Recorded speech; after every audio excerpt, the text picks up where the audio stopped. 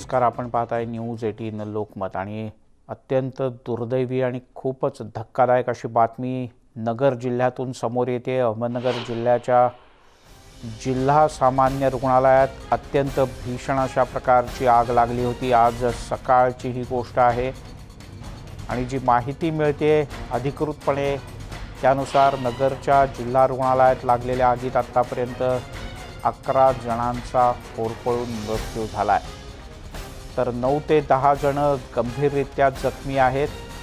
रुग्णालयातल्या ICUमध्ये ही आग सगळ्यात पहिल्यांदा लागली होती आणि इथून ही आग झपाट्यानं पसरली.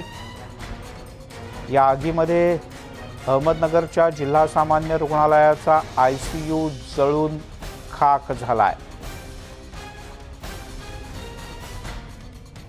अद्यापही या रुग्णालयात मदत आणि बचाव कार्य सुरू आहे.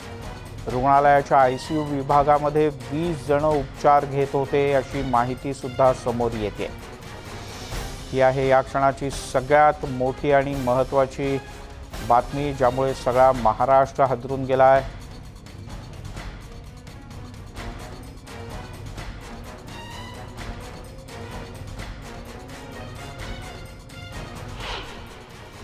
त्याच्यावरती खरं तर ही सगळी चौकशी ही झाली पाहिजे अशा प्रकारची आम्ही मागणी करणार आहोत. जिल्हा सरकारी रुग्णालयात अशा वारंवार घटना घडतात. कोल्हापूर, तिकडे यवतमाळ वगैरे झाली, नगरची घटना झाली.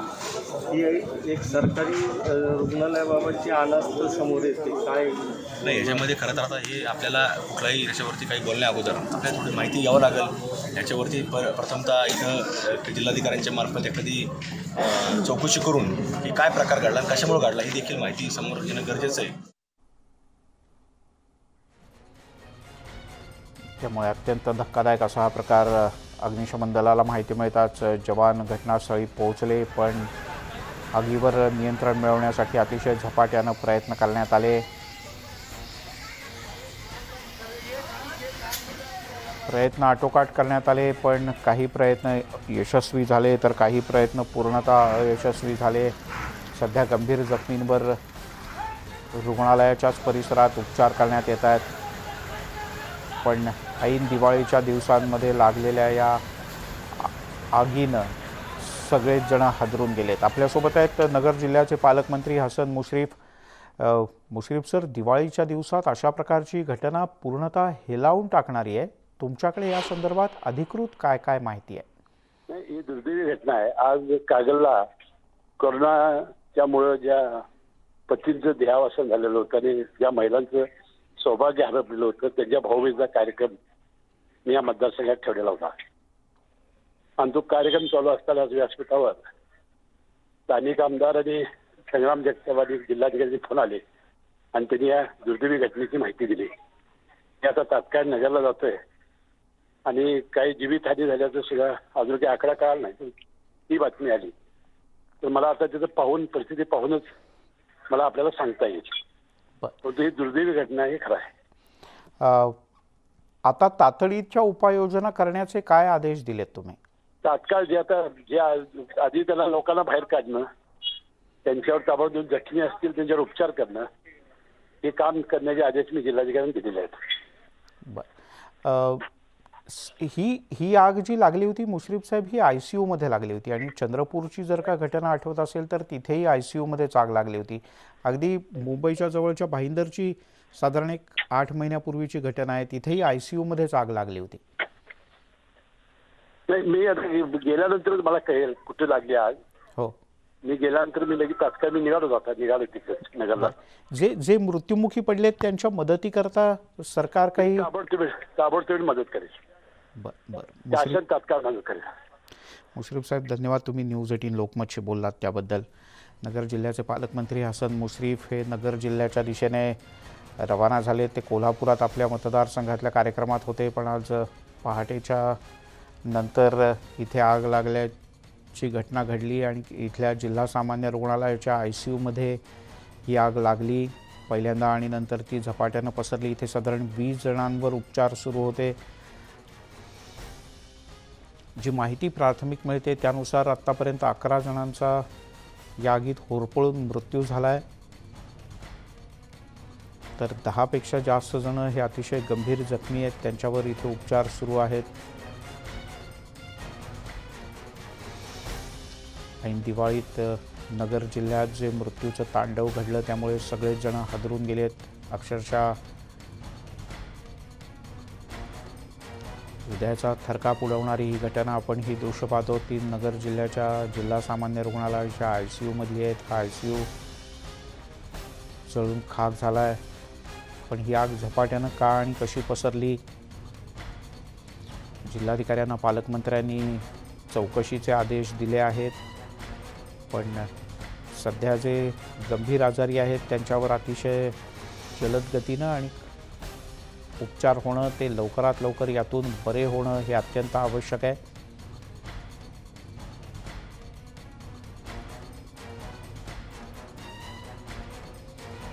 नऊ ते 10 जण अतिशय गंभीर अवस्थेत आहेत आणि या सगळ्यांवर सध्या रुग्णालयाच्याच परिसरात उपचार सुरू आहेत. पण या घटनेनं अहमदनगरचं जिल्हा सामान्य रुग्णालय अक्षरशः काही काळ इकडे हलकल्लोळ उडाला होता. नेमकं काय करायचं, कुठे कशी धावपळ करायची या गोष्टीसुद्धा पहिले काही क्षण नीट होत नव्हत्या. काही क्षणानंतर अग्निशमन दलाला यातली माहिती कळली. आपण पाहतो तो व्हेंटिलेटर्स आणि ICU बेड्सची तातडीनं हलवाहलव केली जाते आणि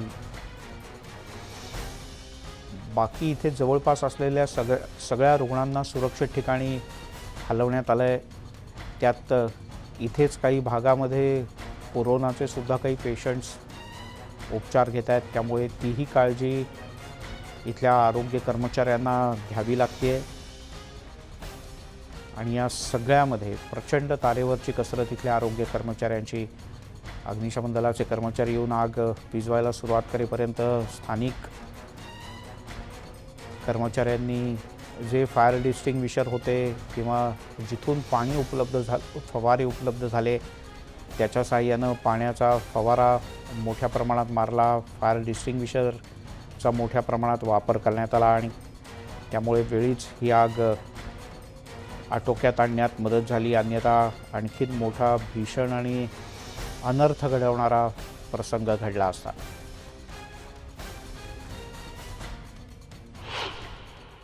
आणि बाहेर ज्या ग्रिल लावल्या त्याच्यामुळे बाहेर दूर जायला जागा नव्हती. परंतु अग्निशमनच्या कर्मचाऱ्यांनी बाहेरच्या काचा पडून आतमध्ये पाणी मारून कूलिंग करायचा प्रयत्न केला. परंतु आतमध्ये जे 15 पेशंट्स होते ते व्हेंटिलेटरवरती म्हणा किंवा ऑक्सिजनवरती त्यांना बाहेर काढणं हे कर्तव्य आणि किंवा प्रथम जबाबदारी असल्यामुळं आतमध्ये जाऊन मी ते 15 कॅज्युअलिटीज बाहेर काढल्या आणि त्यांना वेगळ्या वॉर्डमध्ये शिफ्ट केले नाही. त्यावेळेस भीतीही एक अशी होती की जर आपण ऑक्सिजन काढलं तर कदाचित ते त्या ठिकाणी मे बी ऑक्सिजन अभावी ते मरूही शकत होते. परंतु त्याचा विचार न करता त्यांना आपण दुसरीकडे शिफ्ट करून परत उपचार करतील या हेतूने आम्ही त्यांना बाहेर काढलं आणि त्यांचा जीव वाचवण्याचा आम्ही प्रयत्न केलेला आहे. या ठिकाणी प्राथमिक जी आग लागली होती त्या ठिकाणी सिव्हिल हॉस्पिटलमधनं देखील जे कर्मचारी त्यांनी देखील मदत केलेली आहे. MIDCची गाडी नंतर आम्हाला कूलिंगच्या मदती करता आलेली आहे. आग कशामुळे लागली अद्याप त्याचं कारण निश्चित सांगता येणार नाही.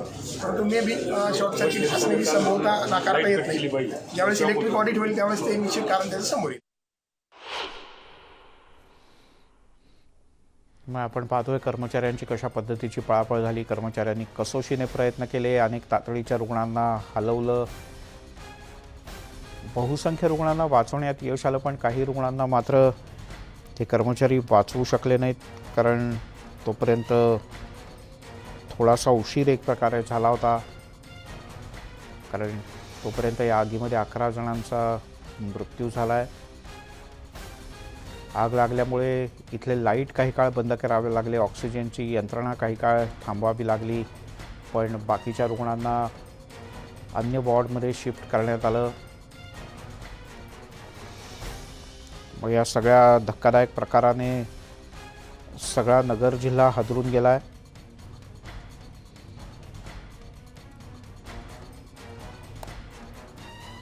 साहेबराव कोकणे आपले प्रतिनिधी आपल्यासोबत जोडले गेले आहेत. साहेबराव, सुरुवातीपासून विस्तारानं सांगा, नेमकी आग कुठे लागली, किती वाजता लागली आणि का ही आग इतक्या झपाट्यानं पसरली?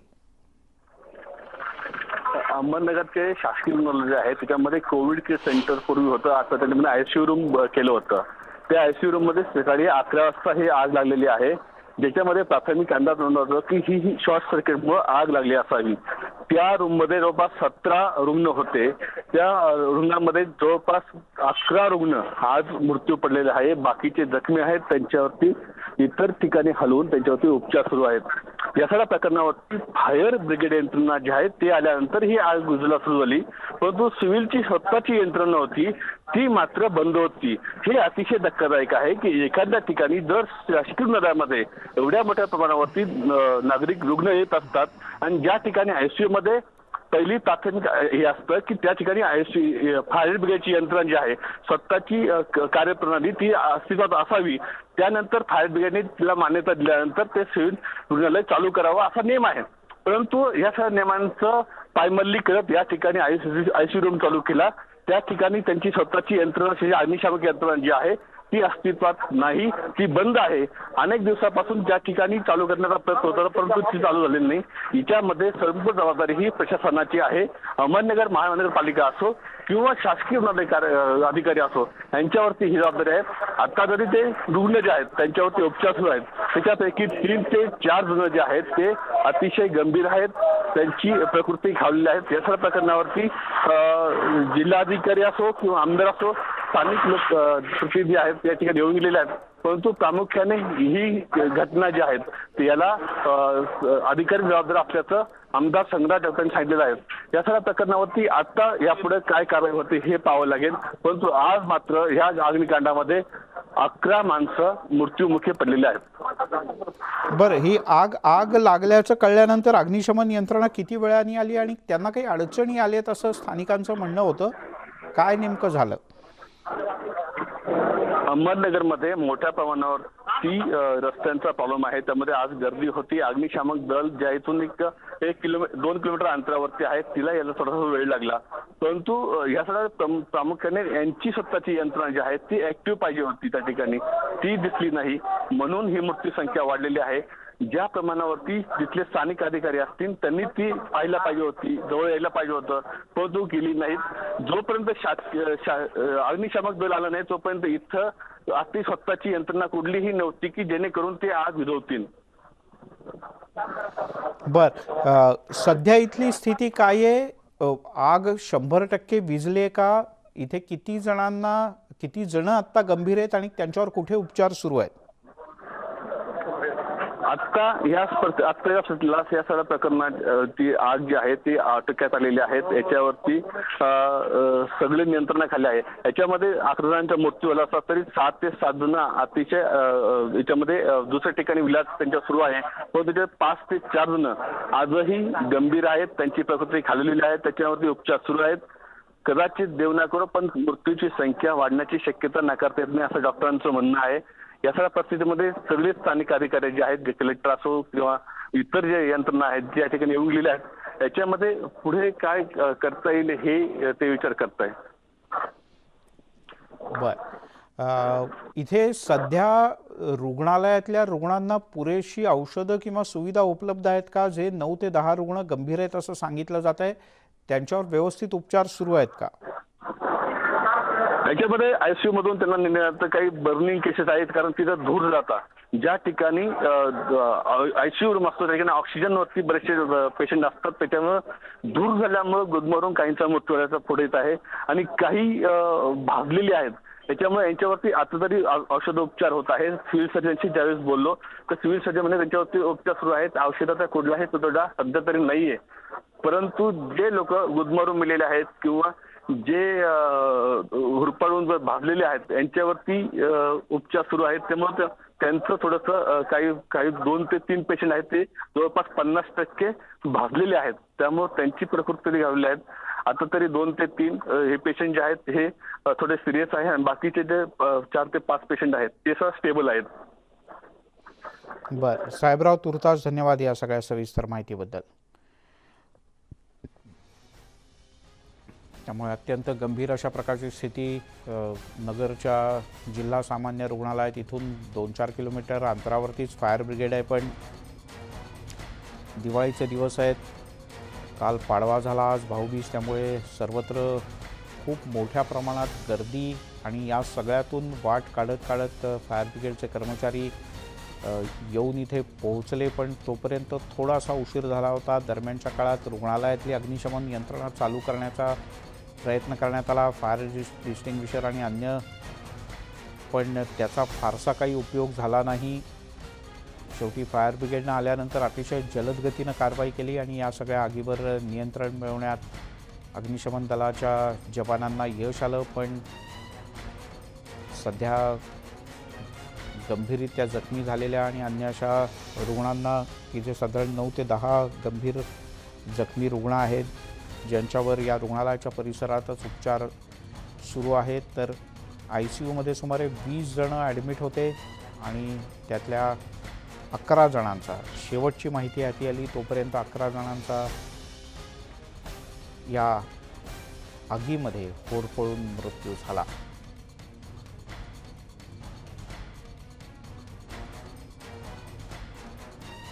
सुरुवातीला म्हणजे कोविडच्या काळाच्या आधी हे सर्वसामान्य रुग्णालय होतं, पण कोविडच्या काळामध्ये इथे एक विशेष कक्षसुद्धा तयार करण्यात आला होता. तो याच परिसरात आहे.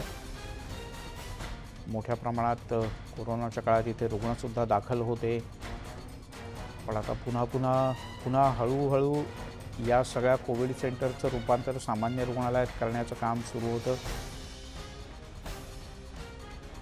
सगळ्यात आधी ICUमध्ये ही आग लागल्याचं कळतं आणि तिथून ही आग झपाट्यानं पसरली. पण ICUमध्ये जाण्याचा, बाहेर येण्याचा दरवाजा एकच असल्यामुळे कदाचित कर्मचाऱ्यांची काहीशी अडचण झाली या सगळ्या रुग्णांना वाचवताना.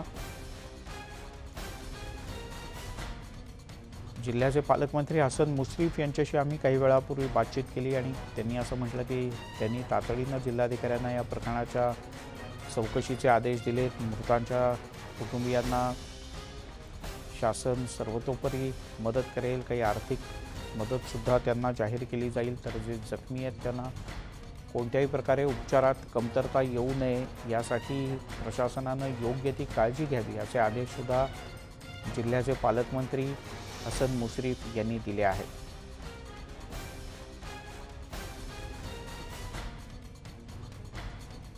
हसन मुश्रीफ जे जिल्ह्याचे पालकमंत्री आहेत ते कागल तालुक्यातल्या, म्हणजे कोल्हापूर जिल्ह्याच्या कागल तालुक्यातल्या आपल्या मतदारसंघात एका कार्यक्रमात होते, पण त्यांना माहिती मिळताच ते सुद्धा नगर जिल्ह्याच्या दिशेने रवाना झाले आहेत.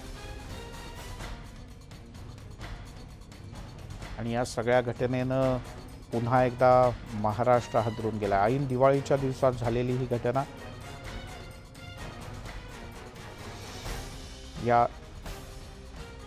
या आधीसुद्धा अशाच प्रकारच्या घटना गेल्या काही वर्षांमध्ये घडल्या आणि ज्याने सगळेच हादरून गेले. यापूर्वी भंडाऱ्याच्या जिल्हा सामान्य रुग्णालयाच्या शिशु म्हणजे अगदी नुकत्याच जन्मलेल्या बालकांच्या अतिदक्षता विभागात सुद्धा पहाटेच्या सुमारास आग लागली होती. तर त्यानंतर काही काळ भाईंदरला अशाच प्रकारे एका रुग्णालयात भीषण आग लागल्याचा प्रकार घडला होता. या सर्व आगी या ICUमध्ये लागलेल्या होत्या. बुलेटिनमध्ये घेऊयात एक छोटासा ब्रेक. आपण पाहताय न्यूज 18 लोकमत. आणि आता एक बातमी अंबानी कुटुंबियांच्याबद्दलची. अंबानी कुटुंबीय मुंबई सोडून आणि भारत सोडून जाणार असल्याच्या काही बातम्या काही ठिकाणी आल्या होत्या, पण या बातम्या पूर्णतः निराधार असल्याचं रिलायन्स उद्योग समूहाच्या वतीनं स्पष्ट करण्यात आलं आहे. अंबानी कुटुंबीय मुंबई आणि भारत सोडून जाणार नाहीत असं स्पष्ट करण्यात आलं आहे. अंबानी कुटुंबियांनी लंडनमध्ये घर खरेदी केलं असून ते या ठिकाणी स्थायिक होणार असल्याच्या बातम्या काही ठिकाणी आल्या होत्या, परंतु याबद्दल रिलायन्सनं स्पष्टीकरण दिलं आहे. या सर्व बातम्या निराधार असल्याचं सांगण्यात आलं आहे. उद्योगाचा जागतिक स्तरावर विस्तार करण्यासाठी लंडनमधल्या या घराची खरेदी करण्यात आल्याचं रिलायन्स उद्योग समूहाकडून स्पष्ट करण्यात आलं आहे.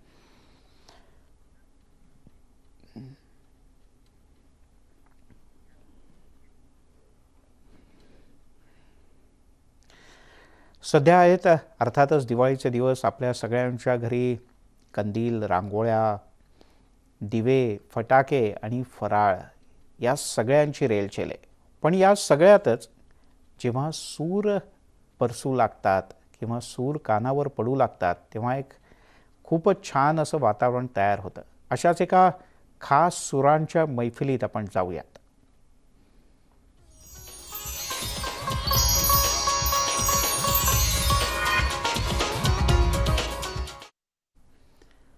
लोकमतनं पुण्यातल्या बालेवाडी इथे दिवाळी पहाट कार्यक्रमाचं आयोजन केलं होतं. यावेळेला राकेश चौरसिया यांच्या बासरी वादनानं उपस्थित मंत्रमुग्ध झाले.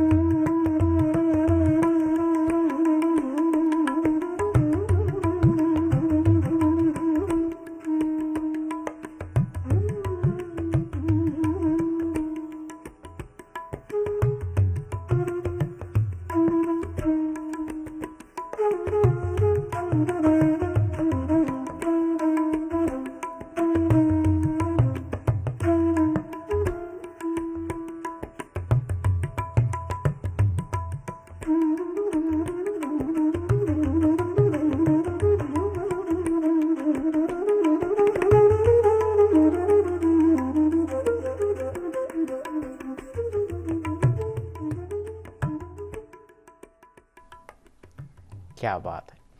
यंदा न्यूज 18 लोकमतवर प्रेक्षकांची दिवाळी अगदी खास आहे, कारण खमंग फराळासोबतच दर्जेदार कार्यक्रमांचा आस्वाद प्रेक्षकांना घेता येतोय. थोड्याच वेळात म्हणजे दुपारी 1:30 वाजता खाकी वर्दीतल्या आपल्याच सारख्या काही सहकाऱ्यांचा दीपोत्सव, अर्थात काही पोलीस कर्मचारी या कार्यक्रमात सहभागी होणार आहेत, त्यांचा दीपोत्सव आपण पाहणार आहोत. त्यांच्यात दडलेल्या एका अनोख्या कलाकाराला आपण भेटणार आहोत. तर दुपारी 2:30 वाजता दीपोत्सवात व्हायोलिनचे सूर आणि एक युगुल बँडचं खास सादरीकरण आपल्यासाठी असणार आहे. तेव्हा पाहायला विसरू नका आमचे दोन्ही कार्यक्रम, आज दुपारी 1:30 वाजता आणि 2:30 वाजता.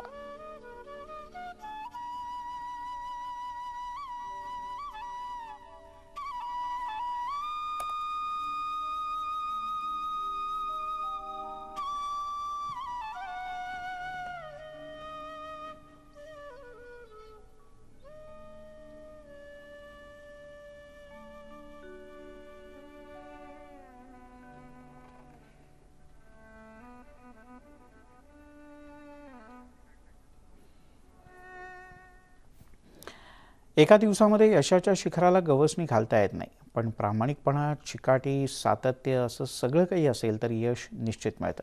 देशाच्या इतिहासात दूध क्षेत्रात क्रांती घडवण्यात अमूलचा सगळ्यात मोठा वाटा आहे. आज हाच अमूल ब्रँड 75 वर्षांचा झाला आहे. भारतीय स्वातंत्र्याच्या अमृत महोत्सवासोबतच अमूलही त्यांचा हा अमृत महोत्सव साजरा करत आहे. अमूलच्या यशाचा सुवर्ण इतिहास नेमका कसा लिहिला गेला जाणून घेऊया.